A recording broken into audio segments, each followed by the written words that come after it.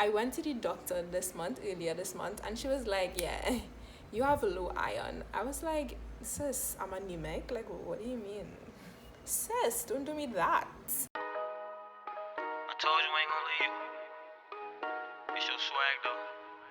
Them Chanel Tennessee. Pie Studios.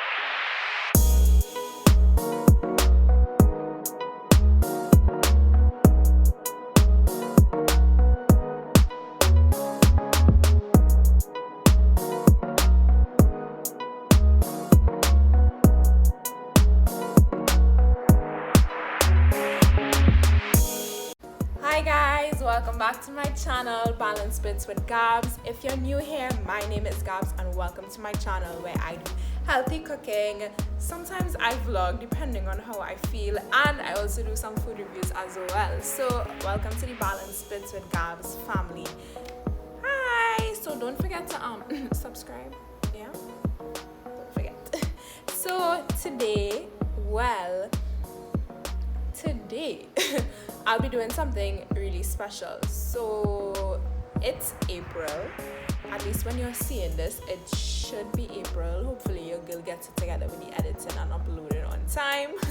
So in the month of April, I decided that I would do veggie of the month, and in April the veggie of this month is bhaji, or local bhaji, or local spinach. Not local bhaji, so what am I saying? Local spinach, or aka bhaji, right?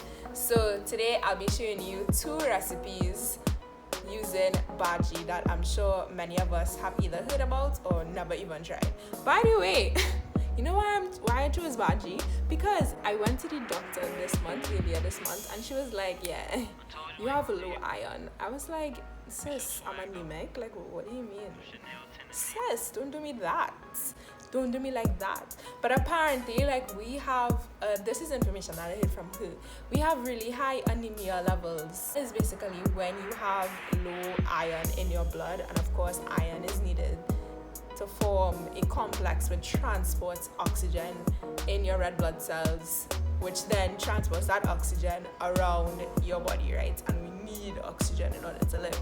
So low iron, low oxygen carrying capacity of your red blood cells. So I was like, sis, what do I have to do? And then of course I remember that green leafy vegetables actually have a high source of iron in them, but it's really important to consume them with vitamin C, or some form or some source of vitamin C, as vitamin C helps the absorption of iron from these green leafy vegetables. So just a quick tidbit: next time you're eating some spinach, probably in a smoothie or something, squeeze an orange or put some pineapple in there, and vitamin C will help the iron absorb into your body, right?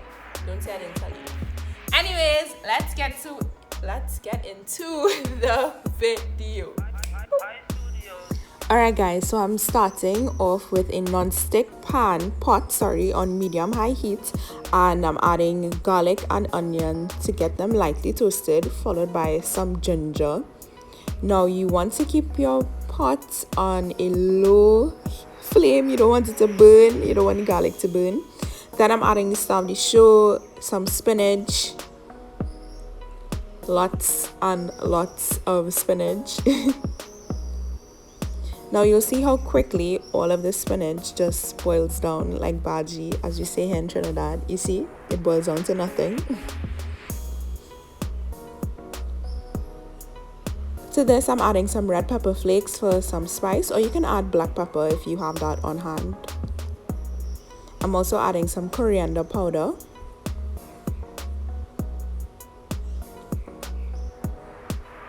And I'm adding some geera powder.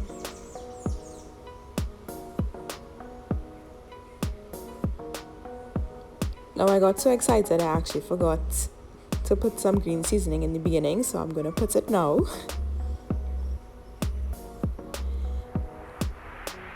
And you know, when you see this zester, you already know it's some nutmeg I'm going to grate. Not a traditional ingredient, but it definitely enhances the flavor. Mix that all together. Now you'll realize that I did not add any salt and I didn't add any oil, and there's a reason for that. However, I did add some water to help the bhaji cook. So now I'm adding about 1 cup of grated cheese. You can use any cheese. I just had a cheddar cheese in the fridge. And because the cheese has so much oil and salt in it already, or sodium, that's why I didn't add any oil in the beginning or any salt to this dish. So just add your cheese and mix it in there, and you see that it melts and you get this gooey, sticky, yet still very tasty spinach mixture. Now the filling is everything, so you have to ensure that the filling is tasting amazing. Now for the pies, I'm using 2 cups of cracked wheat flour, and I'm using 3 ounces of butter and margarine all together. Now the butter and margarine are really important for forming that flaky crust that you usually see on these types of pies. And I'm using my pastry cutter, and I'm just basically cutting the butter into the flour. You can use this instrument, or you can use a fork if you don't have a pastry cutter. Now it's very important that you keep the butter extremely cold. I actually placed it in my freezer before using it. And this is important because as the dough bakes, the steam that is in the butter actually helps the pastry to puff up. So I'm just cutting it into piece-size pieces here, as you can see. And if the butter was too warm, it would have mixed too well with the flour and you would have ended up with a very tough dough. I'm also adding 1 teaspoon of lime juice, which will help with the flakiness and tenderness, and just a sprinkle of salt.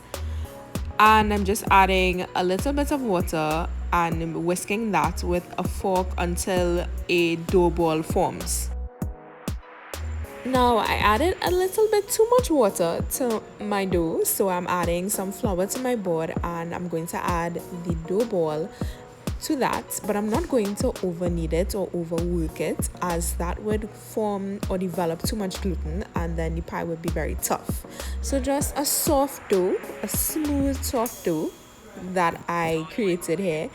And then I'm going to slice this in half because I am no professional baker and I need things to be manageable for me. And I'm going to wrap this in some cling wrap and place this in the fridge. So it's been chilling for about 2 to 3 hours now.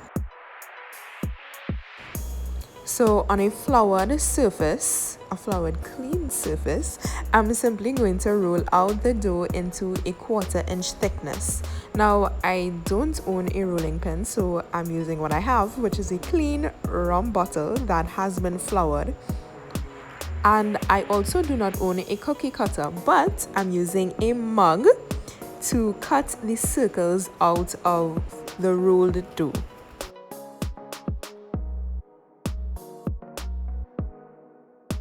Now that I've finished cutting out all of the circles, I'm not going to throw away the excess dough because we can use that later on. You see here you have all your perfect little circles. Now it's time to fill them with the spinach and cheese filling that we made. Of course, you don't want to be too stingy with the filling, but you don't want to overpack it either. So I packed just enough, and then I'm flipping one side over onto the next. And using a fork, I'm just going to gently press down and seal the edges. And that's really it. It's as simple as that. One pie down, several more to go. So here I have a lightly greased dish. Of course, we don't want our pies to stick. And I just wanted to show you guys this. So clearly I got excited with placing the filling in this one. It actually didn't close properly, so it's just important to check the pies over before you put them to bake. Ensure they're well sealed. And using some egg or whisk egg, I'm just going to place this over the pies, as this would help give that beautiful golden brown color that we love to see on Bhaji pies.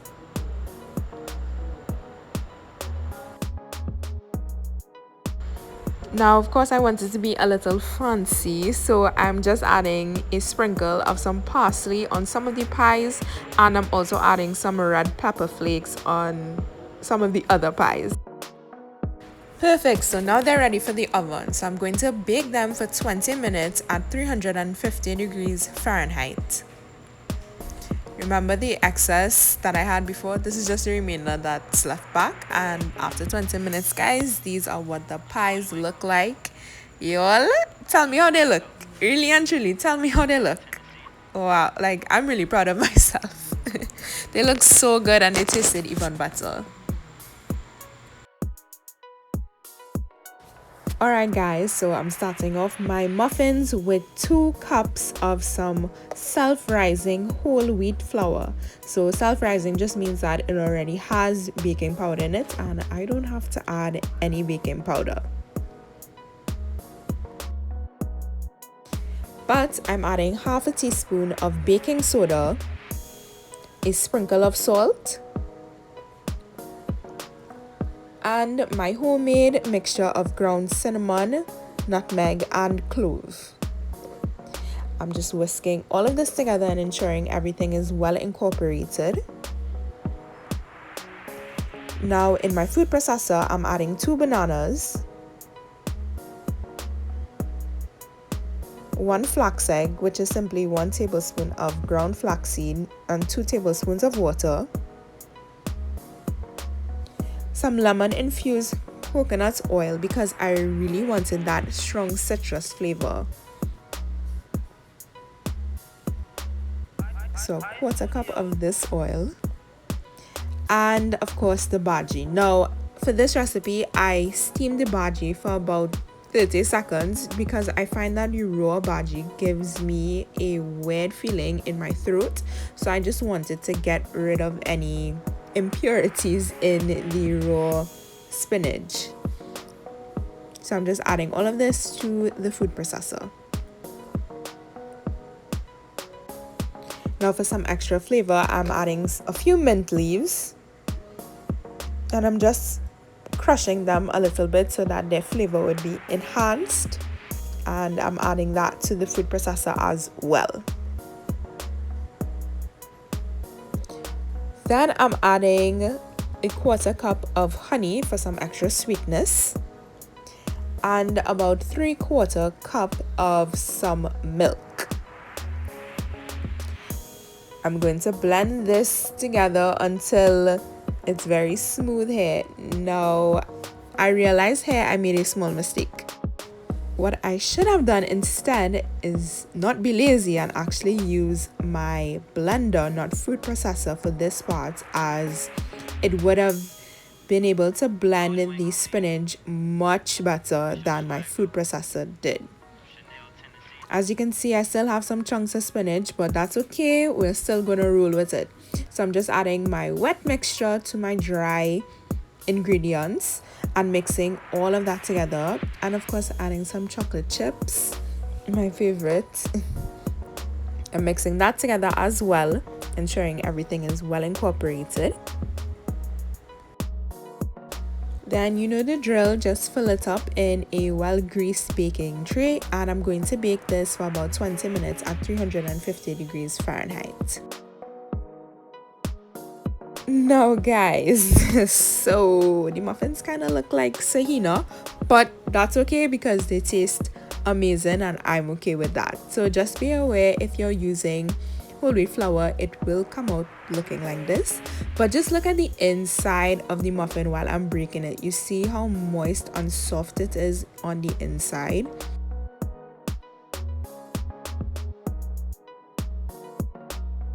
I tried this recipe again with some all-purpose flour so that the green would have been able to pop a little bit more. And I also used my blender instead, so that's why there are no specks and pieces of spinach leaves left in the mixture. Now, you should really bake these for 18 minutes at 375. However, I kind of forgot mine in the oven. I left it for too long. Therefore, there was some chlorophyll degradation. So chlorophyll is basically the green pigment that causes spinach to be green, but it's destroyed by heat. So that's why mine are so dark green. But on the bright side, they tasted really good and they're still very nutritious. So there's a positive side to everything. Alright guys, thank you so much for joining me. Thank you so much for viewing this video until the end. If you enjoyed this video, don't forget to give it a little thumbs up, a little like, you know, nothing much. Comment down below and tell me which recipe was your favorite. Would you try the muffins or would you try the Bhaji Pie? And of course, don't forget to subscribe and share this video to all your friends and family. See you next time. Bye bye.